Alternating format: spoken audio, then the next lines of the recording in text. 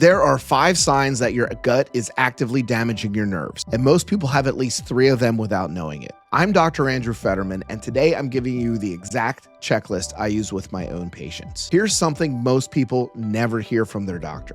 Your gut and your nerves are connected by something called the vagus nerve. Think of it as a highway that runs from your brain down through your chest all the way to your gut. Now, here's where it gets interesting. When your gut lining breaks down, what some people call leaky gut, toxins from bacteria can leak into your bloodstream. It's like a dam with cracks in it. Those toxins travel through your body and they create inflammation everywhere they go, including your nerves.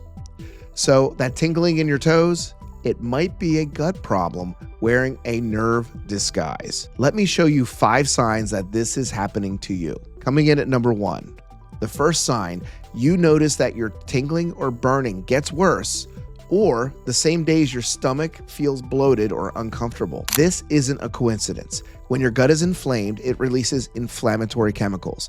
Think of it like little fire alarms going off inside your body. Those fire alarms don't just ring in your gut, they ring everywhere. And your nerves, especially the small, delicate nerves in your hands and feet, are some of the most sensitive to that alarm. Here's what I want you to do. For the next 7 days, I want you to keep a simple journal, 2 columns. Left column, gut symptoms, bloating, gas, discomfort. The right column, nerve symptoms, tingling, burning, numbness. If those 2 columns start lining up on the same days, your gut is talking to your nerves. Sign number 2, certain foods make your nerve pain worse, but you can't figure out which one. A lot of my patients tell me, "Doc, some days are better than others, and I can't figure out why." And when we dig in, we often find that specific foods, usually gluten, dairy, or high sugar processed foods, are triggering an immune response in their gut, and that spills over into nerve inflammation. Think of it like this. Your immune system is a security guard. When your gut lining is damaged, that security guard gets jumpy.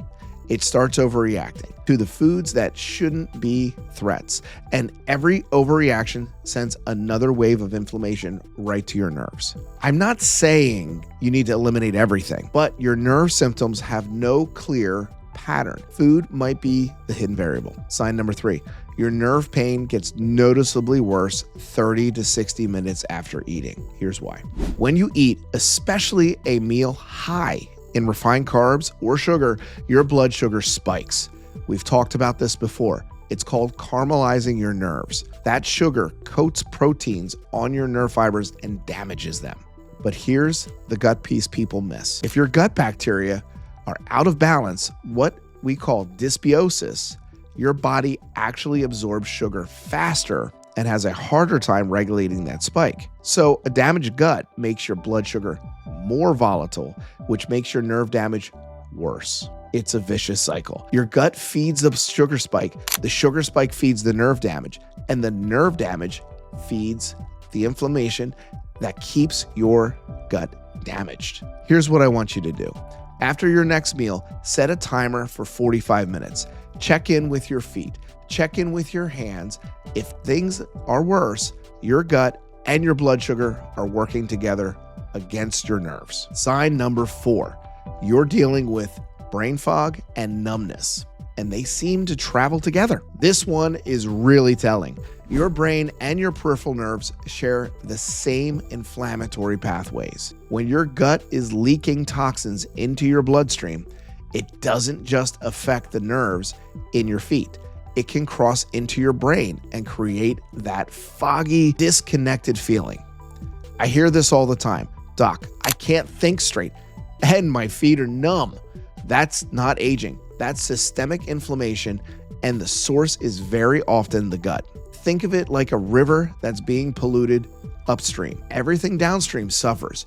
Your gut is upstream, and your brain and your nerves are downstream. Sign number 5, you're dealing with constipation or irregular digestion, and you've noticed your balance is off. Remember, the vagus nerve highway I mentioned earlier, it goes directly between both directions when your gut isn't moving properly. It sends signals back up the vagus nerve that can disrupt how your brain processes balance information from your feet.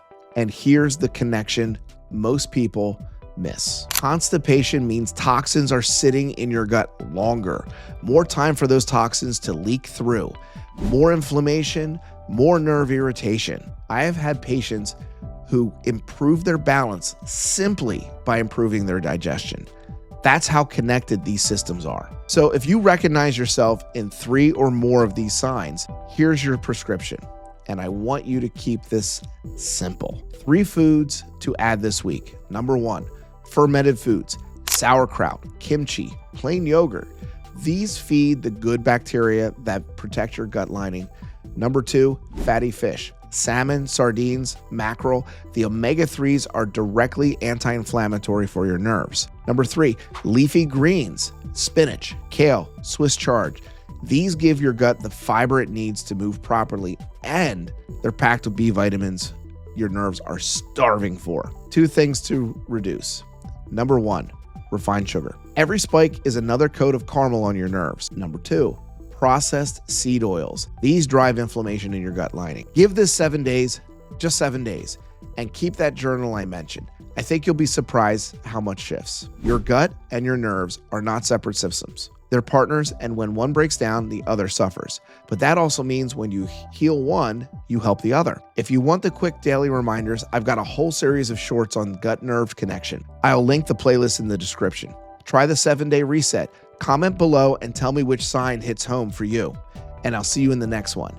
Movement is medicine, but so is what you eat.